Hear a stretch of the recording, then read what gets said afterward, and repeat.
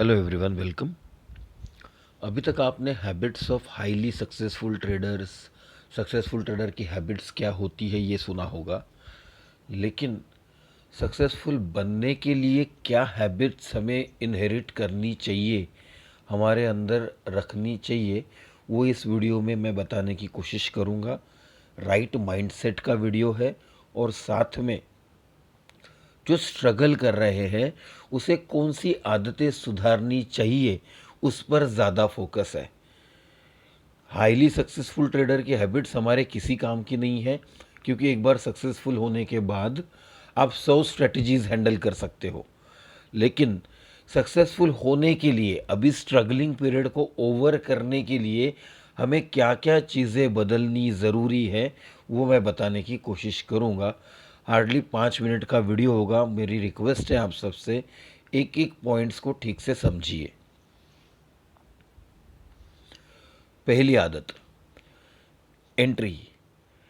Entry हमेशा केवल एक सेटअप को फॉलो करके कीजिए, ताकि आपकी प्रोबेबिलिटी आपके साइड में रहे, ना कि स्कैटर्ड रहे। मतलब जब कोई एक जगह पर बार बार वार करता है तो ही वो 100 वार के बाद या 1000 वार के बाद उस पेड़ को तोड़ पाता है या उस चीज़ को अचीव कर पाता है। जब तक आप किसी एक स्ट्रेटजी को बार बार उसी स्ट्रेटजी पर एंट्री नहीं करोगे, आप प्रोबेबिलिटी का गेम अपने फेवर में ला ही नहीं पाओगे।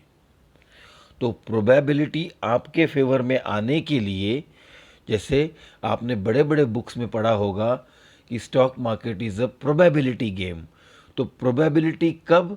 जब आप एक ही चीज़ का इस्तेमाल बार बार कर रहे हो तो ही प्रोबेबिलिटी आपके साइड में शिफ्ट होगी। इसलिए एंट्री हमेशा केवल एक ही सेटअप जिसमें एज है, जो आपने पहचान लिया है, जो आपने सीख लिया है कहीं से, अब उसी को रिलीजियसली भगवान की तरफ फॉलो कीजिए। दूसरा, रिस्क। अंधाधुंध रिस्क लेना, ऑप्शंस में ट्रेड करना और पूरे कैपिटल की पोजीशन बनाना, क्योंकि कैपिटल ही 10,000 है तो क्या करूं, एक लॉट में ही 10,000 रुपये लग जाते हैं। तो ऑप्शंस मत कीजिए। सर स्टॉक में बड़ा प्रॉफिट नहीं होता, किसने कहा स्टॉक में बड़ा प्रॉफिट नहीं होता? अगर आपके पास 10, 20, 50 हज़ार कैपिटल है, पहले तो 10,000 कैपिटल है तो एजुकेशन पे इन्वेस्ट कीजिए, उससे ट्रेडिंग नहीं होता। अगर आपके पास 50,000 कैपिटल है तो आप 500 रुपीज़ का पर ट्रेड रिस्क लेकर 2,000 3,000 बना सकते हो। रिस्क रिवॉर्ड 1:4, 5, 6 रखकर आराम से बना सकते हो। इसलिए रिस्क हमेशा अपने कैपिटल का 1 to 2% ही होना चाहिए अगर आपको गेम में बने रहना है तो। हाँ, अगर जुआ ही खेलना है तो फिर कीजिए जो करना है, बट अगर गेम में बने रहना है तो हर ट्रेड में रिस्क 1 to 2% से ज़्यादा नहीं होना चाहिए। कैपिटल स्मॉल है तो ऑप्शंस ट्रेडिंग मत करो। बिल्कुल उल्टी सलाह दे रहा हूँ मैं। सर लेस कैपिटल लेकर लोग ऑप्शंस की ओर आते हैं। आपने अभी सेबी का एक पेपर देखा होगा जिसमें उन्होंने लॉट साइज 20 लाख की करने का एक पेपर प्रपोज किया है। क्यों किया है? हम आप जैसे रिटेल ट्रेडर जो अभी स्ट्रगलिंग ट्रेडर है, जिसने 5 लाख लगाकर कैपिटल को 50,000 पर लाया है, वो 50,000 से 5 लाख वापस लेकर जाना चाहता है। क्या करके? ऑप्शंस ट्रेडिंग करके, जो उसको नहीं आता। स्टॉक ट्रेडिंग की तरफ अपना फोकस शिफ्ट कीजिए और रिस्क रिवॉर्ड पर फोकस कीजिए, जिससे आप कम रिस्क में ज़्यादा पैसे कमा पाए। ट्रेड करते समय थोड़े भी इमोशंस ट्रेड में आने मत दीजिए। अब इमोशन लेस का मतलब ये होता है एक्सेप्टेंस ऑफ लॉस। लॉस लेने के लिए हम रेडी है, क्योंकि हमने ट्रेड लेते समय ये एक्सपेक्ट किया था कि ये मेरे फेवर में जाएगा, और इसके लिए भी रेडी थे कि इसमें ज़्यादा से ज़्यादा लॉस कितना होगा। जो मैंने आपको कहा, 1% रिस्क लीजिए या 2% रिस्क लीजिए पर trade maximum of your capital. जिससे होगा क्या, स्टॉप लॉस हिट होने पर आपको बहुत ज़्यादा डाउनसाइड नहीं देखना पड़ेगा, इसलिए आप उसके 2 रॉन्ग या 3 रॉन्ग ट्रेड को भी एक राइट ट्रेड से कवर कर सकोगे। जितने कम number of trades per day कर जाओगे उतने जल्दी ही आप सक्सेस की तरफ बढ़ने लगोगे। ये मैंने अपने अर्ली ट्रेडिंग करियर में फेस किया था। मैं दिन के 10 ट्रेड करता था। अब होता ये था कि मैं रिस्क रिवार्ड बहुत अच्छे से फॉलो करता हूँ पहले से, इसलिए मेरे राइट ट्रेड मेरे रॉन्ग ट्रेड को कॉम्पनसेट तो कर देते थे, लेकिन उसमें होता ये था कि ultimately at the end of the month कुछ नहीं बना। ब्रोकरेज जेब से चला गया, खर्चा जेब से चला गया और लॉस में एंड अप हुआ। लेकिन हो क्यों रहा है इसका रीज़न नहीं समझ आता था। ऐसा लगता था मैं सब तो राइट कर रहा हूँ, लेकिन जब मैं दिन के 10 ट्रेड करूँगा तो क्या कोई एक सेटअप दिन में 10 ट्रेड दे सकता है?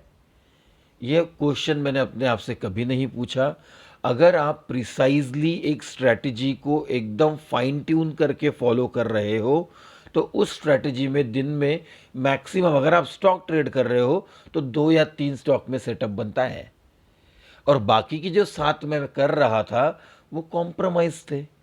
कभी वॉल्यूम कॉम्प्रोमाइज़ कर लिया, कभी प्राइस कॉम्प्रोमाइज़ कर लिया, कभी शेप कॉम्प्रोमाइज़ कर लिया। इसका मतलब मैं कॉम्प्रोमाइज़ करके ट्रेड कर रहा था, प्रिसीजन से ट्रेड नहीं कर रहा था। तो सबसे इम्पॉर्टेंट है, जितने नंबर ऑफ ट्रेड्स कम होंगे उतनी आपकी विनिंग प्रोबेबिलिटी हाई होगी। और जब मैं ये प्रोबेबिलिटी वर्ड यूज़ करता हूँ, आप जितना मार्केट को कम चांस दोगे अपने आप को रॉन्ग प्रूव करने का, मार्केट उतना ज़्यादा आपको फेवर करेगा। मार्केट कहता ही है एक बार आओ, ट्रेड करो, पैसे बनाओ और घर जाओ, कल फिर से आना।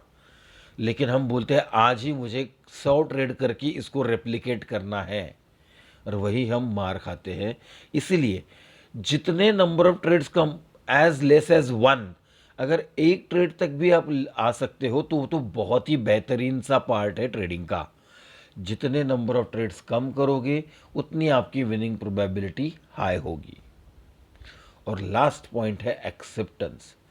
जब हम शुरुआत में ट्रेड इनिशिएट कर रहे थे, एंट्री कर रहे थे, क्या हम उस समय स्टॉप लॉस और टारगेट दोनों को एक्सेप्ट करके ट्रेड कर रहे थे, या बस ट्रेड करते समय हमारी एक ही साइड दिमाग में क्लियर थी कि चलो जल्दी ट्रेड करते हैं, ये भागने वाला है, ये हमारे फेवर में जाने वाला है।